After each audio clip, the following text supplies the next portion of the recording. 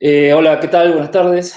Bueno, yo soy Sergio Muñoz, integrante de comisión directiva de la Asociación de Anestesia, Analgesia y Reanimación de Buenos Aires. El propósito de la Secretaría de Acciones Institucionales y en particular de la Comisión de Riesgo Profesional es estar cerca del asociado.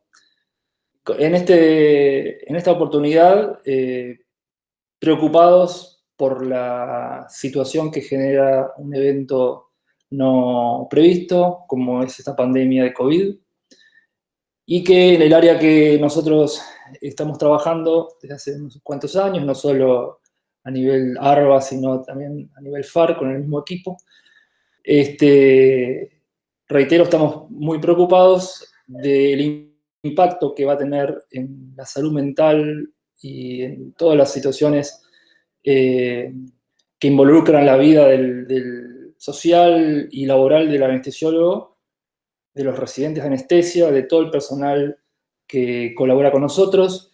Y por lo tanto, convocamos a dos especialistas en salud mental, el doctor Leonardo Gioldi, que trabaja, reitero, tanto en la Asociación de Anestesia de Buenos Aires como en Federación, y al doctor Ezequiel Arias, que es un referente en la misma área en la provincia de Mendoza. Nosotros sabemos el impacto que ha tenido en nuestras costumbres laborales, porque hay situaciones donde los anestesiólogos vamos a ser la última barrera de contención, si digamos, la situación epidemiológica así lo amerita, y eso cambia realmente el enfoque de nuestra especialidad. Entendemos que esto debería ser algo transitorio, pero los días pasan y los efectos potencialmente perjudiciales para nuestra salud seguramente se van a ver reflejados en alguna situación que tengan que ameriten la atención de especialistas.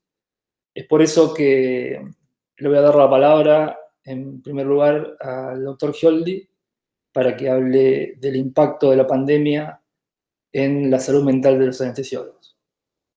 Hola, ¿qué tal? ¿Cómo les va? Bueno, para los que no me conocen, soy Leonardo Gioldi, soy coordinador docente de la materia de riesgo profesional, consultor en las temáticas de salud mental que han surgido, que surgen en la Asociación de Anestesiología. La idea del seminario de hoy es acercar una herramienta fácil, sencilla, accesible, de lo que puede salud mental aportarle a los profesionales de salud, sobre todo a quienes están en la primera línea de atención del COVID, en consideraciones que son generales, pero que hacen al momento específico. Nosotros, al inicio de la pandemia, cuando digo nosotros, es el área de riesgo laboral, a cargo del doctor Sergio Muñoz y en conjunto con Martín Meiriño, orquestamos un primer nivel de acceso a nosotros, que es vía mail, vía un contacto telefónico, y a partir de ahí hemos estado atendiendo algunas consultas, hemos podido elaborar algunas estrategias, algunas de derivación, y hemos podido escuchar un poco cuál es la temática que está afectando a los especialistas anestesiólogos en la atención del COVID. Y hay pautas generales que se reconocen. La primera es la modificación abrupta e imprevista del rol que tenía el anestesiólogo, en la cual toda su vida laboral, y esto es una obviedad, se ha visto trastocada completamente, desde cuál era su agenda, cuál era su rol en el quirófano, qué tipo de pacientes atendía, con qué equipos de colegas interactuaba, cuál ha sido su previsión económica para el mes, qué cantidad de cirugías tenía. Profesionales que de golpe estaban en plena actividad y que tenían un rol de actividad laboral, un rol en su ámbito laboral y un rol en su familia, lo han visto modificado abruptamente, y por pertenecer a un grupo de riesgo, por padecer una diabetes, por tener más de 60 años, sin aviso, sin posibilidad de haberlo previsto mentalmente, se ven en la situación de que han quedado completamente fuera del espacio laboral. Y por otro lado, profesionales que estaban en su proceso de incorporarse plenamente a la especialidad, profesionales más jóvenes, que estaban en en una agenda de cómo iba a ser su actividad, también abruptamente han debido, como todos hemos debido, responder al llamado en atención a la salud pública y ponernos a atender. Y atender a pacientes con una enfermedad que no conocemos muy bien, que se ha infodemizado, es decir, todos los medios de opinión, los diarios, los vecinos, sepan, no sepan, profesores, médicos, no médicos, opinan, saben de todo esto. Los pacientes llegan muy asustados, los médicos estamos muy asustados, las jerarquías no saben bien qué decir, con lo cual, en todo ese contexto, que bueno, con los 100 y pico de días de alguna manera se ha ido depurando y nos ha permitido a la medicina ir organizando un procedimientos de atención, protocolos. Sin embargo, ha quedado algo muy como en último término, que es el aspecto de cómo es la actitud, de cómo debemos nosotros elaborarlo, de cómo debemos afrontar estas guardias en las que estamos al llamado o en diferentes situaciones con colegas que están muy preocupados por los equipos de protección personal, por el tipo de pacientes, por si han vivido alguna situación de pacientes graves o terminales con la pandemia. Entonces nos pareció que podíamos ayudar con algunas breves, en el contexto de lo que un seminario puede permitir a una disertación, aportar algunas claves que nosotros observamos. Y por otro lado, recordar el canal abierto que tenemos en el área de riesgo laboral para las consultas que se dan con esta temática. Entonces, lo primero es un poco algo que nosotros venimos mencionando mucho, que es, bueno, en nuestro proceso de educación todo está tecnificado en cuanto a los protocolos de actuación que tenemos. Y no queda dicho, no nos es dicho, cómo se tecnifica nuestra actitud, nuestro procedimiento conductual, cuál es nuestra conducta, cómo organizamos. Y entonces en todo esto hay un primer punto que es esto, el concepto de profesionalizar el pensamiento. Yo necesito profesionalizar el pensamiento. Es muy conveniente, porque mi pensamiento, el pensamiento de todo el mundo, librado al azar, tiende al caos, es entrópico. Mi pensamiento es pensar una tras otra mis preocupaciones, las presentes, las futuras, las que vendrán, las hipotéticas, las imaginarias, las reales. Entonces nuestro pensamiento, al momento de empezar a atender en situaciones graves como es esta que estamos viviendo, tiende a dispersarse o tiende a darle el mismo nivel de gravedad a lo que yo tengo que realizar con este paciente, con los temores que me surgieron porque al pasar por la sala de guardia vi un televisor que me dio una X noticia sobre que habrían descubierto un nuevo modo de contagio del COVID. Entonces, mi pensamiento no está logrando, en el momento de estrés, en el momento de actuación, no está logrando clasificar exactamente. Entonces, acá es que decimos, bueno, hay una primera ayuda y hay un primer concepto que es profesionalizar el pensamiento. En una de estas preguntas, todas las sociedades, todas las civilizaciones piensan su momento presente como el momento único de pensamiento, como el momento clave, el iluminismo. Y este momento contemporáneo también fue iluminista, ¿no? Se creía que la sociedad, con el método científico, no podía estar a expensas de una pandemia como estaba y volver a metodologías que eran muy antiguas. Entonces, una buena pregunta es, bueno, ¿somos los primeros que estamos confrontados a esta necesidad de profesionalizar el pensamiento? Este reseteo de la racionalidad, en verdad no somos los primeros.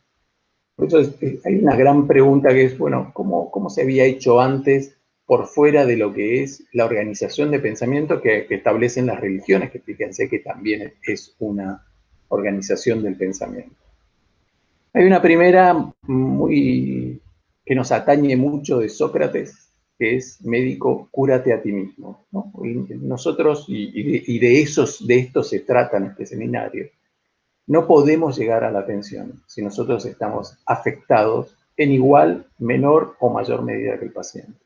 Entonces, lo primero es generar espacios como este, de estrategias terapéuticas para nosotros mismos. Después fíjense que Epicteto también decía algo que yo lo interpreto de esta manera, que es aquello que no me atañe, ¿no? Las cosas que no tienen que ver conmigo, aquellas que no pueden resolverse por mí, yo tengo que poder separarlas de mi espacio de pensamiento.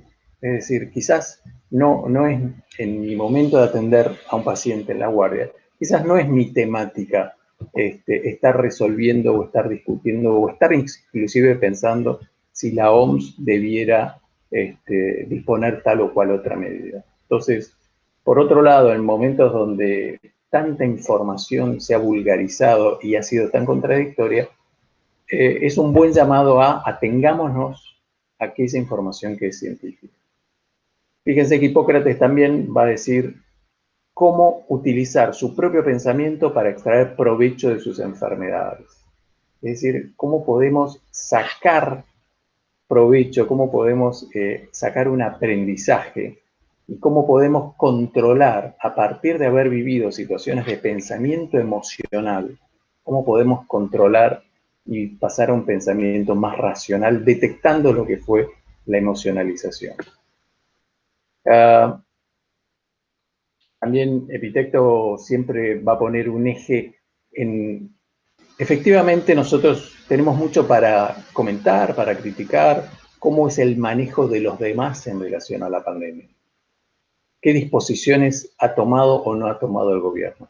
Pero hay un primer punto que es, en esto de ceñirme en mi momento presente, es qué es aquello que me corresponde a mí, cuál es mi responsabilidad y qué pasó que fue responsabilidad mía. Este es el primer punto de base antes de elaborar una estrategia. Gestionar un autodiálogo ecualizador de la actitud médica. Interpretamos también esta frase de Epicteto como cuando la cabeza se va mucho, dice, con prisa entre anhelo de futuro y la conciencia del presente. El hombre que pasa el tiempo ocupándose de su presente, sus propias necesidades, organizándolo todos los días como si fuera el último, ni anhela ni tema el día siguiente. Esto no es una frase moral, es un concéntrese en lo que está sucediendo ahora. Autoindulgencia, Epicteto siempre suponía la falla. La falla no es un error, la falla es parte del proceso de aprendizaje. ¿Cómo piensa nuestra cabeza estando en estrés? ¿Es bueno para lograr educarnos, tener una idea de qué es lo que nos viene pasando? Y este pensamiento, el pensamiento del estrés, es un pensamiento que propende al caos, un pensamiento entrópico. Entonces, a esto es que lo llamamos dispiensa. No es un verdadero, parece un pensamiento, pero es un dispensamiento. Y vamos a ver algunas de las como variables habituales, las más generales, las que más se escuchan en el consultorio, de cómo se dispiensa. Uno es la fantasía de control, la idea de que uno podría controlar lo que está sucediendo al paciente en el consultorio y en mi propia cabeza. La otra es la falacia de justicia, es creer que es justo o injusto lo que está sucediendo en la realidad, cuando esto va más allá de lo que yo en el momento presente puedo gestionar o administrar. Y esto nos victimiza, fíjense que nosotros vamos a usar mucho esta expresión, victimizado por una situación.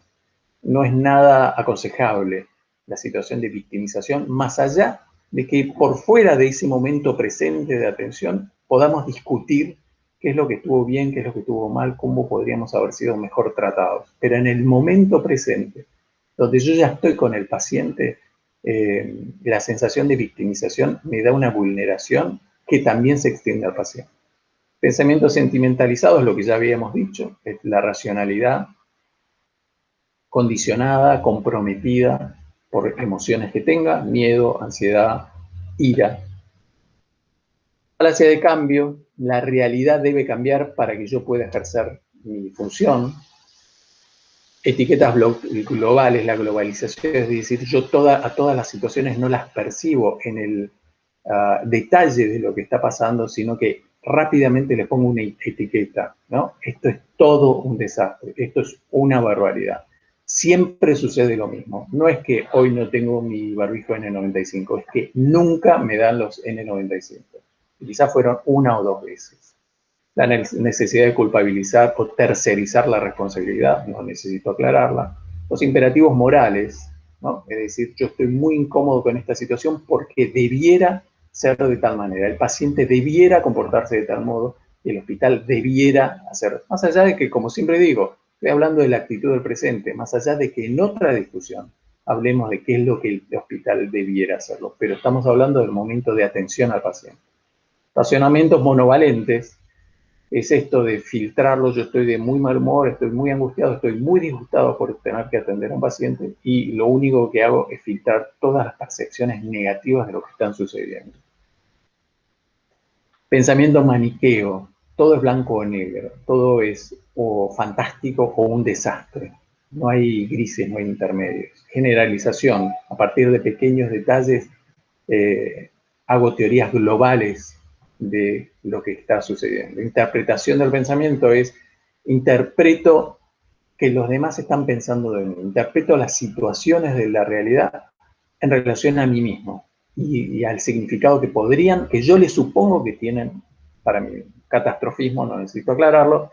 Personalización es esto, percibo la situación en relación a lo que me pasa a mí. Y acá, bueno, instrucciones, sugerencias o consejos sería cómo podríamos hacerlo, que dice un poco la medicina de catástrofe sobre cómo lo hacemos. Y hay una primera como máxima, como primer consejo, que es esto.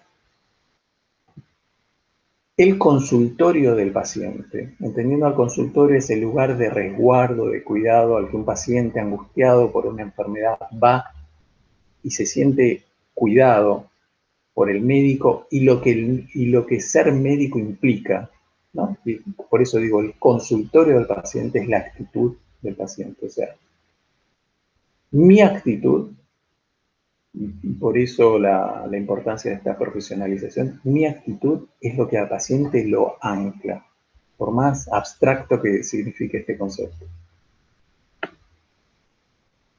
Y en medicina de catástrofe está muy establecido estos primeros 5 pasos, digamos, de lo que uno debiera construir, como si uno dijera, bueno, voy a construir un consultorio de campaña en un hospital, estoy en un hospital rural y ¿qué voy a construir?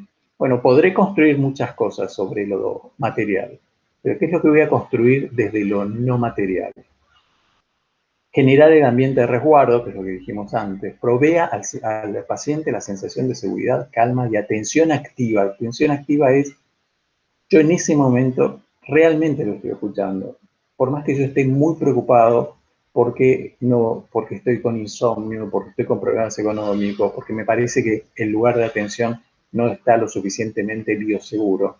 Yo en ese momento donde me senté con el paciente, lo escucho activamente y él lo siente.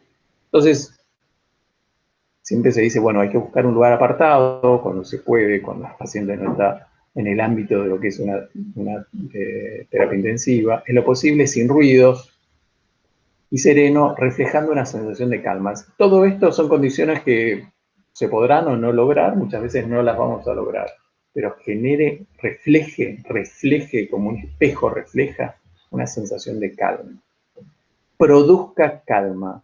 Fíjense que en estos 5 primeros pasos, que ya les digo, es algo que está sumamente establecido ya hace décadas en medicina de catástrofe, el concepto siempre es produzca calma, como se le pide a una empresa que produzca un producto, produzca calma, antes y durante, después de la respuesta. Exprese y cree eficacia personal y colectiva. Yo puedo estar muy preocupado porque el hospital en el que estoy no tiene los recursos, porque temo que no va a tener una vacante el paciente para su respirador. Sin embargo, lo que yo debo reflejarle, lo que el paciente necesita en este primer resguardo emocional, y recordemos que el resguardo emocional es tan importante como el resguardo propiamente técnico o terapéutico que le voy a dar, es la eficacia. El paciente cree en la medicina, cree en su procedimiento. Consolide la conexión emocional, ¿no? El hacer empático, refleje confianza en el futuro. Si yo no tengo confianza en el futuro, es cuestión de otro espacio. Cuando yo estoy confrontado al paciente angustiado, tengo que reflejar una confianza en el futuro para que el paciente vea una luz al final del túnel. ¿Cómo creo este ambiente de resguardo? Bueno, las situaciones en las que concurren los pacientes son de mucho dramatismo y el paciente entra en urgencia a vernos, entra en estado de urgencia. Entonces lo primero que yo tengo que hacer en esto, generar un ambiente de resguardo, es, bueno, mitigar el dramatismo, desalojando al paciente. Desalojarlo es una acción activa, ¿no? De extraerlo al paciente de la situación amenazante en la cual se ve, ¿no? De inminente desastre, y ubicarlo en una situación de atención, de entendimiento, de comprensión, y en la elaboración de una estrategia racional terapéutica que lo va a llevar a una mejoría en su dolor, a una mejoría en su angustia y eventualmente una mejoría en su enfermedad. Refleje evidencias de seguridad y resguardo. Acuérdense esto de que es la actitud lo que hace el espacio de consultorio. Nuevamente, la indicación es produzca calma. ¿Cómo produce calma? Calmándose uno mismo.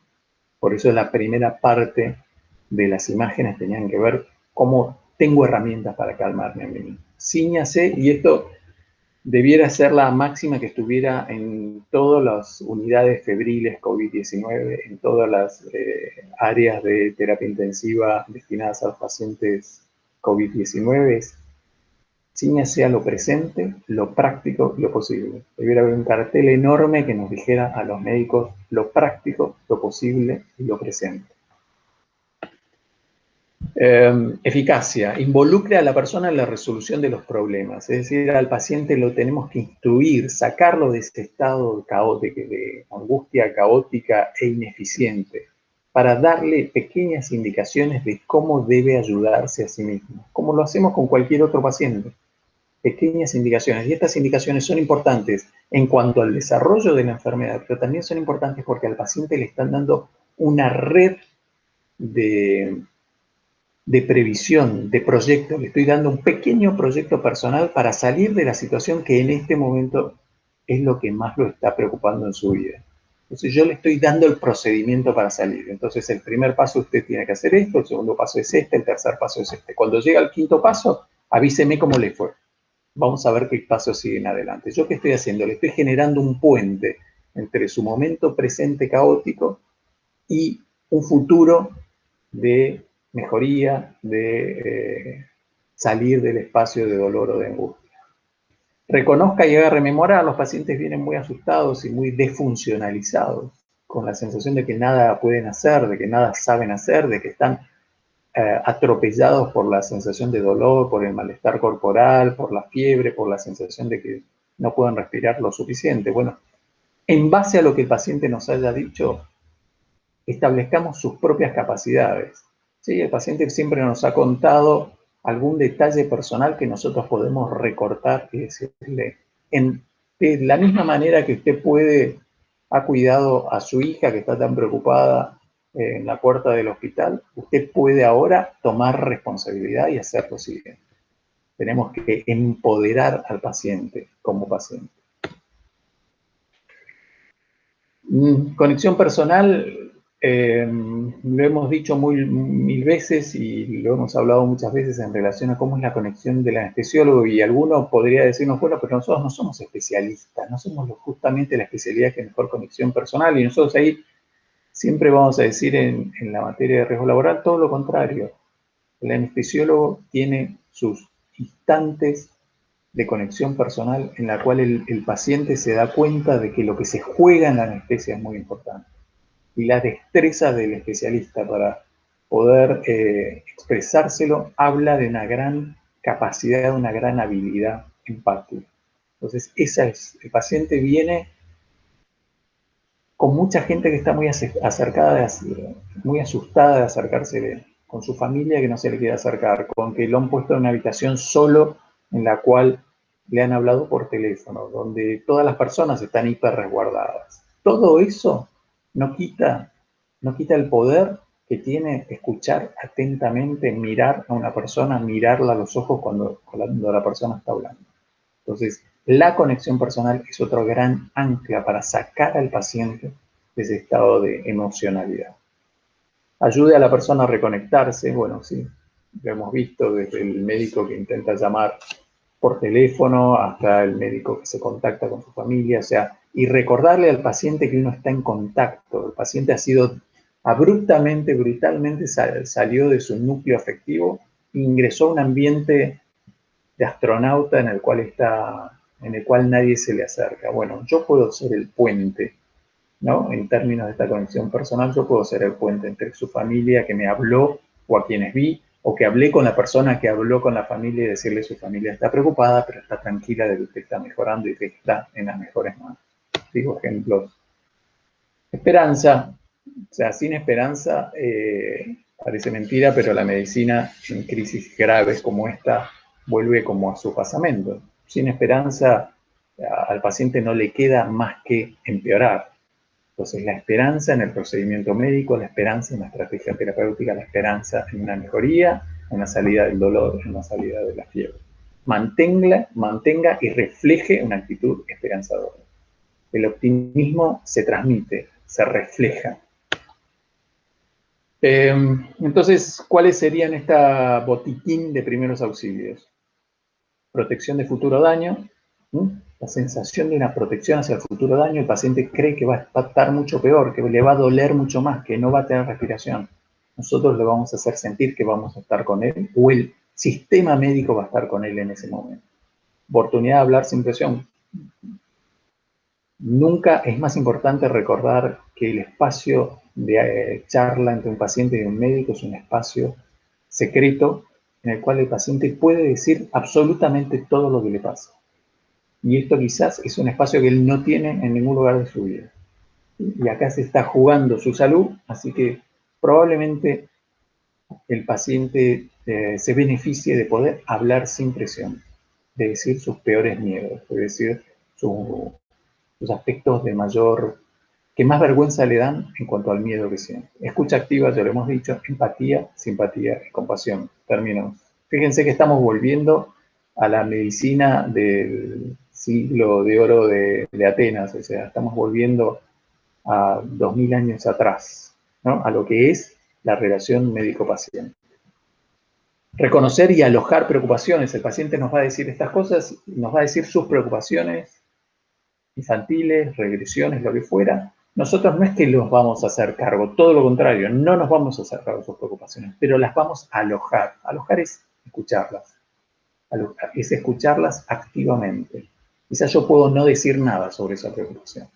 Discutir estrategias de afrontamiento, cada uno va a tener la suya y el paciente nos va a decir, sí, yo cuando estuve muy asustado empiezo a pensar en mi papá que se murió, pero que siempre me decía, perfecto.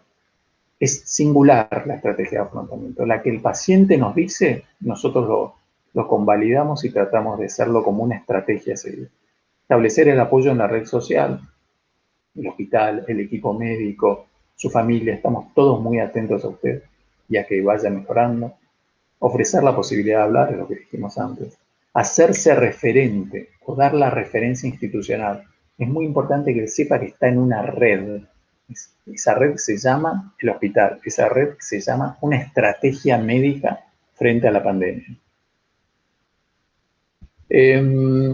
Finalmente, hay un último consejo. Todo esto a veces suena utópico, ¿no? Como yo, médico, que de golpe estoy atendiendo COVID-19, salgo de mi estado de angustia, de que no puedo dormir, de que estoy muy preocupado por múltiples razones que tengo.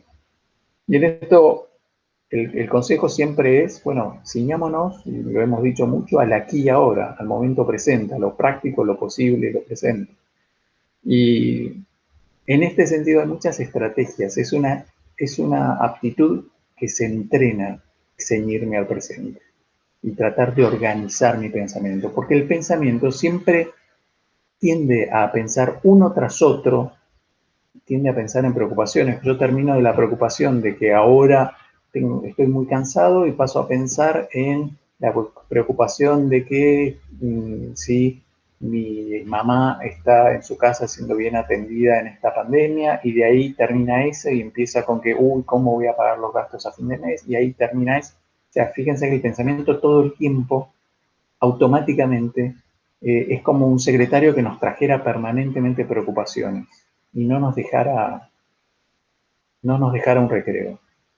Y esa automaticidad es la que hace que yo a la noche no pueda dejar de rumiar obsesivamente preocupaciones, y la de que termine muy angustiado y la que termine muy ansioso. Y en esto la mente, ¿no? Nuestra mente, siempre lo que le sucede es que se disocia del momento presente. ¿Y quién en nosotros es el momento presente? El cuerpo. Fíjense, imagínense que hubiera un diálogo entre nuestro cuerpo y nuestra mente. Y la mente le diría, yo estoy muy preocupado porque durante toda la semana tengo que estar en atención de pacientes COVID, porque me tocó eso, y estoy muy preocupado porque no me alcanza el dinero para los gastos mensuales, y estoy muy preocupado porque tengo miedo de contagiar a mi familia, y así seguiría en esta agenda infinita. Y el cuerpo le diría, bueno, ok, pero mientras vos estás tan preocupado por esas abstracciones, el que está organizando tu respiración, tu frecuencia cardíaca, tu metabolismo, soy yo.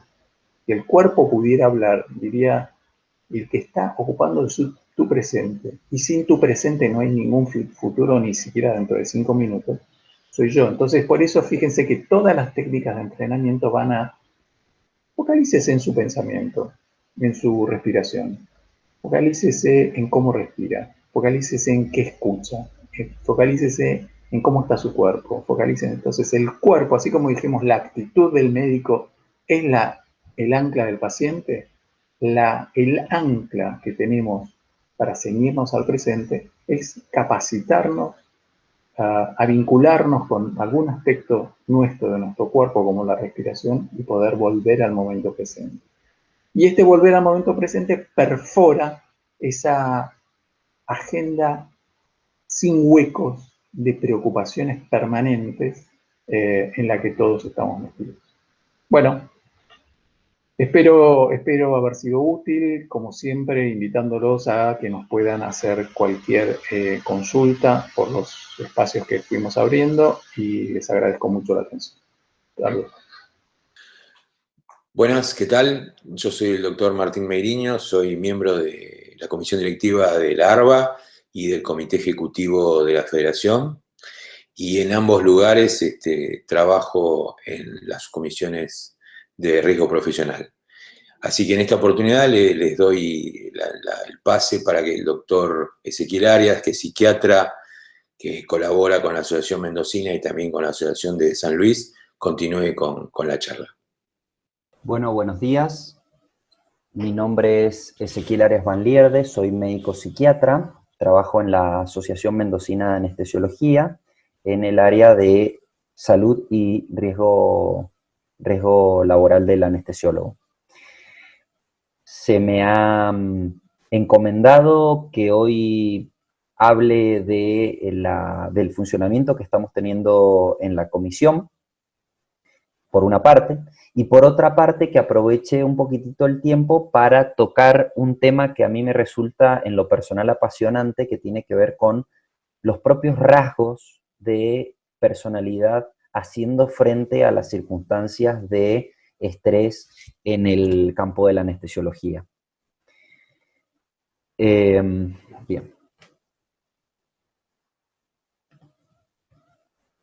Sabemos ya que el campo de la anestesiología es un campo altamente demandante en cuanto a lo cotidiano, en cuanto a que en esa situación ocurren momentos o situaciones de crisis que hay que resolver.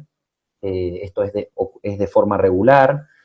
Es un ámbito que desde un punto de vista físico, desde un punto de vista de los hábitos fisiológicos, patrones de sueño, alimentación, hidratación, se va poniendo a todo el organismo en una constante tensión de forma cotidiana en el ámbito del trabajo, y esto desde lo ambiental, desde lo personal, cada uno se va encontrando ese punto de tensión a partir del cual encuentra su propio límite. Esto sumado a el tiempo de trabajo, el tiempo que uno lleva haciendo una profesión tan exigente, que hace que no todos los días de trabajo, no todos los años, no todos los momentos sean iguales, sean los mismos momentos. Entonces hay momentos en los que el profesional puede, digamos, encontrarse en esta, podemos nombrarlo así, zona de riesgo, a partir de la cual la demanda excede las propias capacidades de adaptación y aparece ahí, propiamente dicho, sobre todo el estrés dentro del campo de trabajo, el estrés en la anestesiología, el estrés laboral. Entonces, es interesante pensar digamos, esto que decíamos, factores como déficit de sueño, la exposición a diferentes agentes, digo, tóxicos, frío, calor, drogas, gases, etcétera, el aumento o la gran responsabilidad que se tiene, las dificultades o los problemas a nivel de las relaciones interpersonales, los horarios de trabajo de forma irregulares, o también un tema que he observado que tiene que ver con las guardias pasivas, que el profesional tiene que estar, digamos, en una constante situación de alerta para poder responder a la demanda en cualquier momento.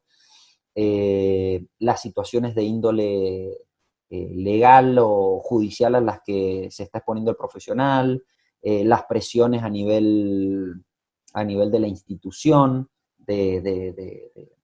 digamos, presiones esto a nivel de la productividad desde el punto de vista de la parte administrativa de la institución, las necesidades físicas y emocionales de cada uno, y bueno, y la exigencia constante del medio de mantenerse actualizado, o sea que todo esto uno tiene que estar leyendo papers, tiene que estarse capacitando, tiene que tener la última noticia, porque van cambiando los protocolos, la forma de trabajar de forma constante. Entonces eso también es otro factor que determina este entorno en el que se encuentra el anestesiólogo. Esto está muy estudiado y hay muchos papers y hay muchos trabajos de esto, del ámbito, digamos, y del nivel de la exigencia. Me parece interesante poder ponernos a pensar del otro lado, cuando pensamos, bueno, ¿qué factores personales son los que se ponen en juego y los que de alguna manera, ponerse en juego o interactúan con este medio, ¿no?, para que aparezca la situación del estrés laboral, del burnout, digamos, se llegue a ese límite. Y hay factores que tienen que ver con cuestiones dadas, como puede ser edad, sexo, el nivel de experiencia, y un tema interesante, que es el tema al que nos abocaríamos, tiene que ver con el tipo o las características de personalidad. Hay que pensar que no somos todos iguales y no respondemos todos de la misma forma al mismo estresor o al mismo estímulo. Es por eso que también digamos, el tipo de personalidad dentro del quirófano es un factor muy interesante para tener en cuenta a la hora de considerar la exposición a estos agentes que mencionábamos antes, ¿no? ¿Qué elementos dentro de la personalidad van a determinar digamos el nivel de estrés que uno padece? La personalidad, por una parte, determina las elecciones que uno hace. Ya la vamos a definir bien a la personalidad, pero determina qué es lo que uno busca o cuál es el interés que uno tiene.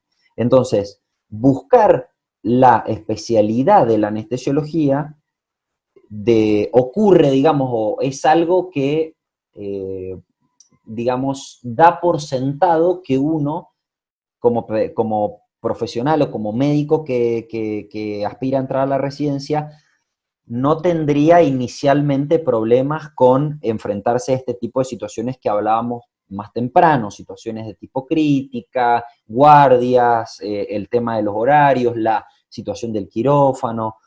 Entonces, determina las elecciones que hace el profesional.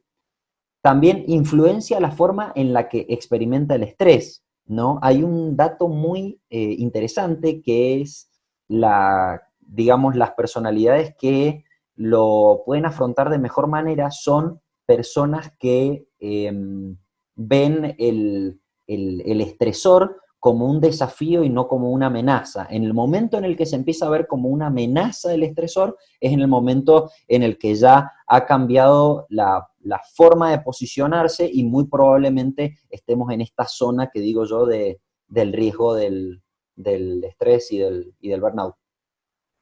Y también, por último, va a determinar esto que es el coping, que es la forma en la que la persona se enfrenta a esta situación de estrés, a este estresor, y eventualmente lo puede superar, ¿no?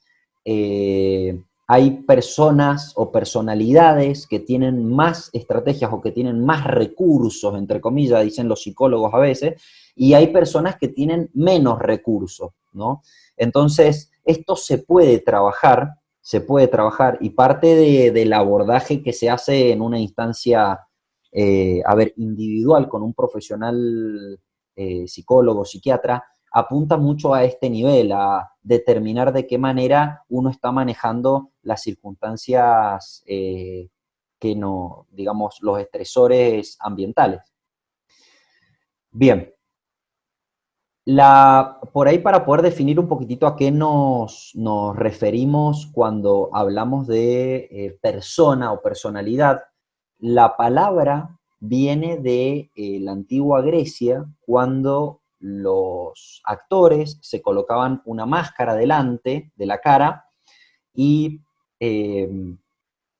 hacían un tipo de personaje. Entonces, la palabra fue pasando, después tuvo una historia más larga, pero lo que es interesante pensar tiene que ver con el rol que ese individuo ocupa, ¿no?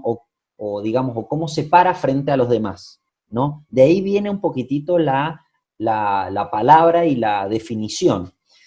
Hoy, la definición moderna considera que estamos hablando de un conjunto de pensamientos, de sentimientos, de actitudes y de hábitos. O sea, estamos hablando de cómo nosotros, como personas, cómo vivimos, cómo nos sentimos desde un punto de vista subjetivo frente al entorno, cómo actuamos, cómo es nuestra conducta por fuera, digamos, un aspecto más objetivo, ¿no? Y también cosas como actitudes y hábitos, qué es lo que hacemos, qué decisiones tomamos de forma recurrente.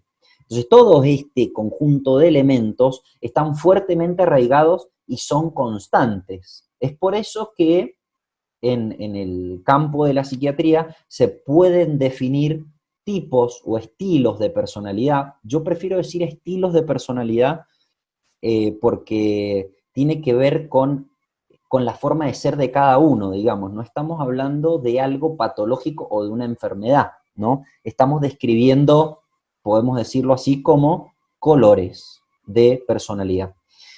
Y que esto se forma a partir de, desde la primera infancia, se forman a partir de rasgos de tipo genéticos que se digamos que son hereditarios, y la confluencia de estos rasgos con el medio, digamos, que hace que de alguna manera se expresen de ese tipo de rasgos, se seleccionen algunos, y esos terminan de formar en el adulto la personalidad. Este es el fenotipo conductual, digamos, que hoy entendemos que tiene una multicausalidad, digamos, no se puede atribuir a únicamente un gen o a únicamente una conducta. Esto cuando se habla o sale en los medios que se habla que tal o cual tipo de personalidad ocurre, o tal o cual tipo de conducta ocurre porque cuando la persona tenía una edad le pasó esto o aquello, o digamos porque tiene tal o cual genética. Son visiones que no son acordes con la complejidad del desarrollo de la personalidad. Sí es importante pensar que si bien están arraigadas, pueden estar más o menos rigidizados estos rasgos, y se van moldeando por el entorno, o sea, en mayor o menor medida se van moldeando por el entorno, y esto también es lo que posibilita o lo que le da algún tipo de sentido también al hecho de que cualquiera de nosotros pueda sentarse a trabajar en psicoterapia o pueda ponerse a repensar algún aspecto particular de su propia vida con el psiquiatra, digamos, porque en algún momento uno tiene con mucha voluntad y con mucho esfuerzo la capacidad de ir moldeando rasgos, ¿no?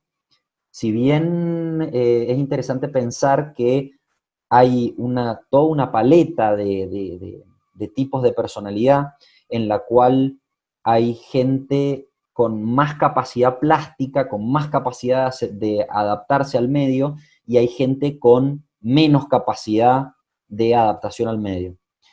Y por último, están tipificados, o sea, hay cierto tipo de rasgos, cierto tipo de personas que de alguna manera están definidas. Si bien de alguna manera también hay que pensar que como seres humanos no somos todos iguales, esto cae de maduro, hay cosas, digamos, que nos hacen, la personalidad y los rasgos de personalidad tiene que ver con lo que nos hace semejantes a los demás y con rasgos que podemos o no compartir. Ahí están entonces las clasificaciones que tipifican un tipo de personalidad. Doy un ejemplo: la personalidad obsesiva, una personalidad con características, con una tendencia al orden, con una necesidad de control de la situación, con una vivencia subjetiva de que el entorno es caótico, ¿no? Ese es un ejemplo. Y entonces, bueno, como nos pasa a todos los profesionales en el campo de la psiquiatría, cuando empezamos a estudiar la personalidad, decimos, bueno, entonces, ¿quién es normal? ¿Qué es normal? ¿Dónde está la definición de la normalidad? Entonces, no existe una persona, desde ya, no existe una persona, un tipo de persona que sea normal. No se puede definir de esta manera la personalidad, como dentro y fuera de un grupo por esto. Pero sí hoy hay una noción de que una personalidad saludable, adaptada, no se usa la palabra normal, porque implica una comparación con algo, digamos. Una persona saludable, una persona adaptada, es una persona que, digamos, estos son los rasgos que hay que buscar, que es una persona que tenga capacidad para relacionarse con el entorno de una manera flexible y adaptativa, que sostenga una percepción de sí mismo y de su entorno constructiva, que tenga conductas que sus conductas sean de promoción de la salud y de bienestar para sí, para el entorno. Estas son características de personalidades saludables. ¿Se puede medir la personalidad? Y es una pregunta muy difícil, muy compleja. Existen ciertos inventarios o ciertas tablas que de alguna manera clasifican las personalidades como rasgos y las tipifican. Digamos, hay muchas. En el campo de de la anestesiología, y en los estudios que he podido ver se utiliza un inventario que se llama The Big Five, que utiliza cinco polaridades o cinco, digamos, dimensiones a partir de la cual encuentra, digamos, o tipifica a la persona. La apertura a la experiencia, la conciencia, la extraversión, ¿no? Esto, ser sociable o más solitario, la amabilidad, el neuroticismo. Estas dimensiones conforman parte de este inventario, que es el que se usa para los estudios, o uno de los inventarios más usados para los estudios, podemos decir. En el equipo de trabajo también podemos ver una cosa que me resulta muy interesante. Cuando lo leía y lo estudiaba, pensaba en este tipo de póker que se llama el Indian Poker, en el cual hay puntos ciegos de la personalidad, o sea, cosas que son evidentes de nosotros para los demás, y no son tan evidentes de nosotros para con nosotros, ¿no? Son puntos ciegos de la personalidad. Esto es muy interesante porque también a la hora de trabajar y del equipo de trabajo, hay rasgos que pueden ser más o menos útiles. Hablamos del ejemplo del obsesivo, y también esto afecta a la dinámica de trabajo, a cómo la persona es percibida por el entorno.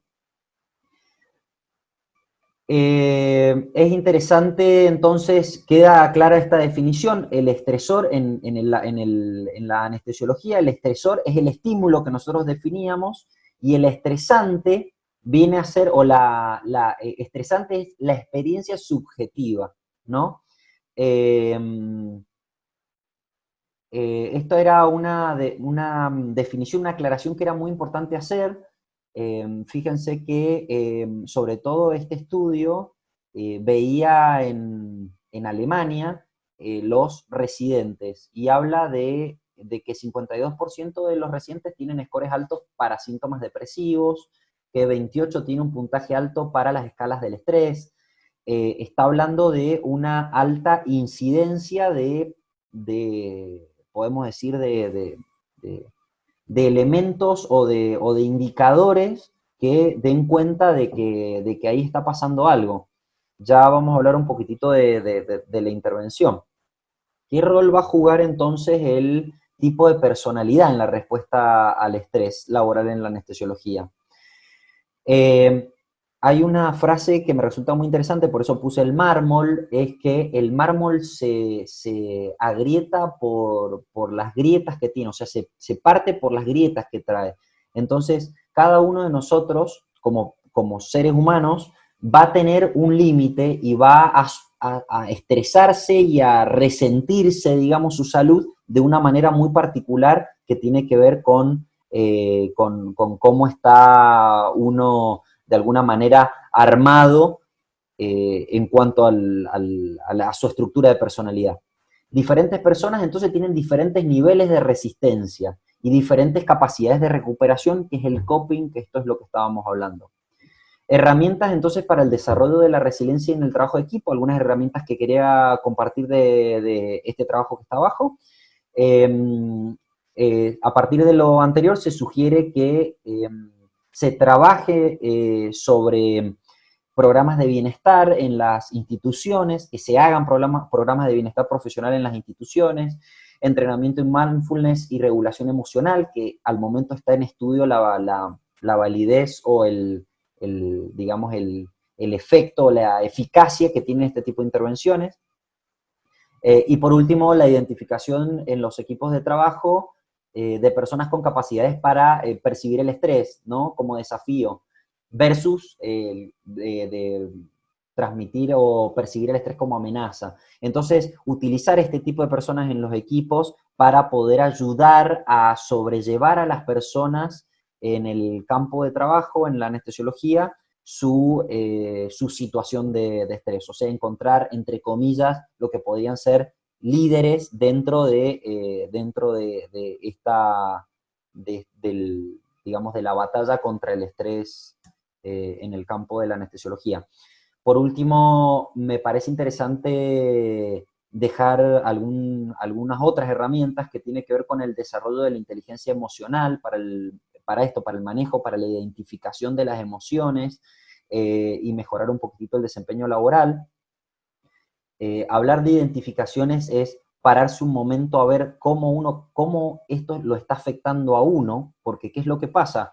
Cuando el estímulo estresante afecta a la persona, afecta a las emociones, está afectando la capacidad objetiva de tomar decisiones. Entonces, si la persona que está ahí no puede pararse y identificar la emoción que está teniendo, el otro camino es actuar sobre eso, ¿no? Actuar ansioso, actuar acelerado, en cualquier tipo de estado emocional que por definición es lo contrario a tomar una decisión racional en el campo de trabajo. O sea, tiene que ver con digamos, evitar el riesgo.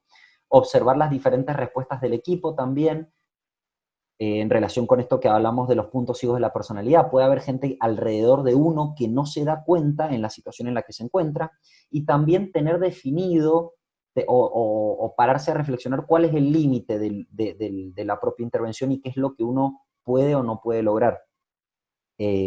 Para evitar cruzarlo y llegar a este límite de quiebre, decíamos, a partir del cual aparece el burnout.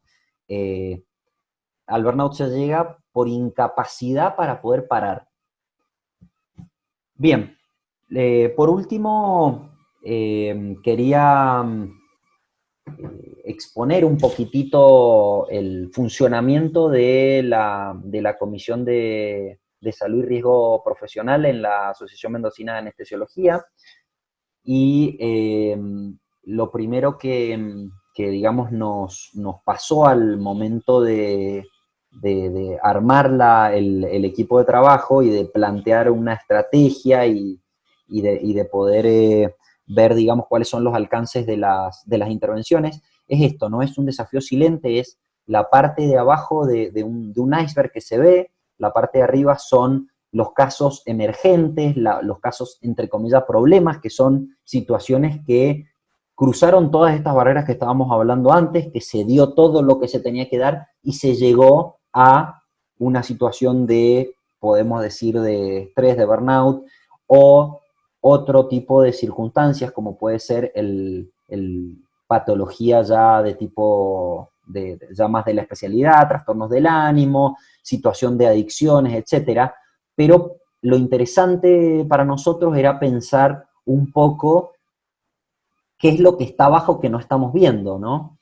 Entonces teníamos esto, partíamos de una problemática poco visible, como ya expliqué, un bajo nivel de demanda por parte de, puse entre comillas, los interesados, porque los profesionales anestesiólogos del medio tenían o tienen un bajo nivel de búsqueda o un bajo nivel de demanda por el área de salud mental. También un alto riesgo desde el punto de vista laboral, alto riesgo desde el punto de vista de terceros y legal, y alto grado de responsabilidad de la asociación a través del profesional que se encuentra trabajando en esta circunstancia. Digamos, la asociación queda también expuesta en el caso de que haya alguna situación. Es, por tanto, interés de la asociación, digamos, intervenir en ese caso y digamos, arbitrar algún tipo de intervención para poder evitar todo este riesgo para terceros, la exposición legal, etcétera, etcétera. Otro tema también muy interesante es cómo posicionarse a partir de esto, de un ámbito con bajo nivel de demanda y de situaciones que no se están viendo. Cuando yo me puse a ver los protocolos, el trabajo, el uso de tiras reactivas, etcétera, etcétera, empecé a tener esta preocupación de que iba a ser muy difícil lograr tener una consulta o lograr que se vincule el profesional anestesiólogo a partir de que se vea el área de riesgo laboral o la comisión de riesgo laboral como como como un elemento persecutorio, policíaco, digamos, que de alguna manera es visto más como una amenaza que como un aliado, como que alguien que quiere cuidar al profesional. Entonces me pareció muy interesante buscar activamente no posicionarse en un lugar entre comillas, policíaco o digamos, persecutorio, para pararnos en un lugar de salud. Es a partir de eso que pensamos esta estrategia que decimos que es progresiva, que parte a través de empezar a hacer intervenciones a nivel de la prevención de la salud para pasar a abordaje temprano de los casos y para, por último, intervenir los casos para evitar que se llegue a los casos por los cuales teníamos que intervenir.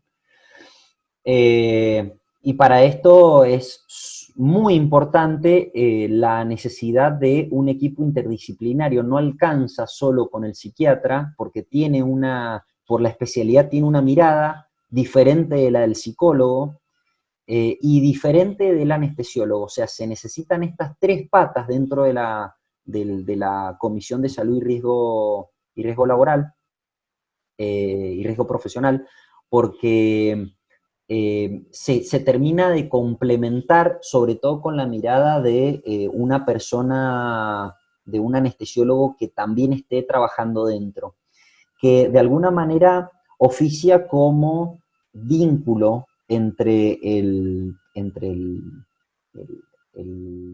la persona a evaluar o el profesional anestesiólogo que está fuera de la comisión, ya que de alguna manera le transmite las cosas.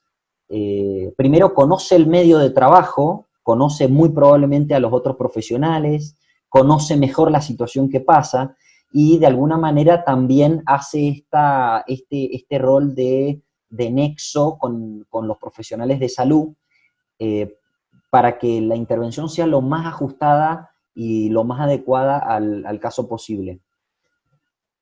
Entonces, nosotros nos paramos a partir de hacer una gran estrategia o la mayoría de las estrategias en prevenir en el área de salud y bienestar, también a nivel de organización y equipos, para después pasar a consultas de asesoramiento personal, que es quien tenga algún tipo de duda o necesite asesoramiento puede acceder a través a la comisión a digamos, una consulta ahora con la problemática de la pandemia que puede ser online. Y por último, para la intervención, que sería el funcionamiento propio, según protocolos, etcétera, de la consultoría de riesgo laboral. Entonces, lo que nos pareció a nosotros, digamos, un aporte fue trabajar, entre comillas, desde lo sano y apuntar a la prevención para lograr consultas, educar un poquitito más, sobre todo al residente, ¿no? Para que tenga un nivel de registro de todo lo que es este riesgo y esta situación, y para que pueda de forma precoz consultar por algo que podría llegar a ser un problema o una situación y no llegar a la problemática propiamente dicha, a la situación de trastornos de ánimo, adicciones, etcétera, que ya es más difícil intervenir y también es bastante más difícil de resolver. Entonces, digamos esto, un abordaje preventivo. Y por último, acá hay algunos de los ejemplos. A la izquierda está el área de lo que es las consultas que se están haciendo ahora de tipo online. Hay en el medio una charla que dimos de salud del anestesiólogo el año pasado, también como parte de esta estrategia de prevención. Y una cosa que estamos haciendo ahora a la derecha es el podcast, que lo que hacemos es vamos desarrollando temas que tienen que ver con funcionamiento organizacional, que tienen que ver con cuidado de la salud, inteligencia emocional, tratando de alguna manera hacer este trabajo de promoción de la salud y digamos, y apuntar sobre todo a la prevención. Y bueno, eso sería todo. Muchas gracias.